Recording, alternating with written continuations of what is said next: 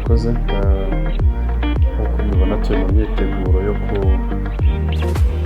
y'isomo rizaba ejo, rikaba ari isomo rijyanye no kwimenyereza umurimo dusanzwe dukora wo kuvura amaso, ariko twibanda cyane cyane ku gufasha abantu bakomeretse.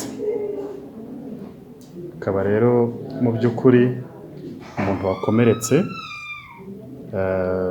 by'umwihariko wakomeretse ijisho aba akeneye kwitabwaho ku buryo bwihuse kandi akitabwaho mu buryo bwiza, kuko iyo urangaye gato ijisho rishobora kubigenderamo ndetse umuntu akaba yanahuma. Tuzakira rero itsinda ry'abaganga 8 basanzwe ari inzobere bakora mu gihugu cyacu mu bitaro bitandukanye, ariko barafite imbogamizi mu buryo bashobora kwita ku muntu ukomeretse. Bikaba rero ni icyiciro cya mbere, ariko nanone ni ubwa mbere isomo nk'iri ritanzwe ku rwego rw'igihugu cyacu cy'u Rwanda. Nko mu ntara y'Uburengerazuba hari uzavamo turutse ku bitaro bya Kibuye, mu majyaruguru hari uzaturuka ku bitaro bya Ruhengeri Musanze, mu burasirazuba hari uzaturuka i Rwamagana, mu mujyi wa Kigali hari uzaturuka Kibagabaga, ariko niho biyongere no ku bandi basanzwe bakorana hano i Kabgayi. Bose rero hamwe bakazaba ari 8.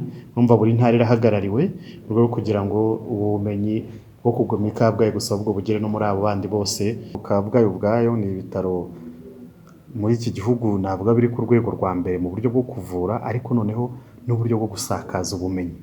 Twebwe rero nka Kabgayi niyo mpamvu tubitekereza gutyo, tabitsindagira nka Kabgayi tubitekereza gutyo ko byakabaye byiza umurwayi afashirijwe hafi y'aho ari. Mu byo rero twabonyemo ibibazo bimwe bikomeye bituma abarwayi badafashirizwa aho bari, harimo no kuba umuganga basanze ashobora kuba adafite ubumenyi buhagije bwo kuba yakwita kuri uwo murwayi. Niyo mpamvu rero twahisemo kugira ngo duhugure abo baganga bagende bafasha abarwayi hafi yabo.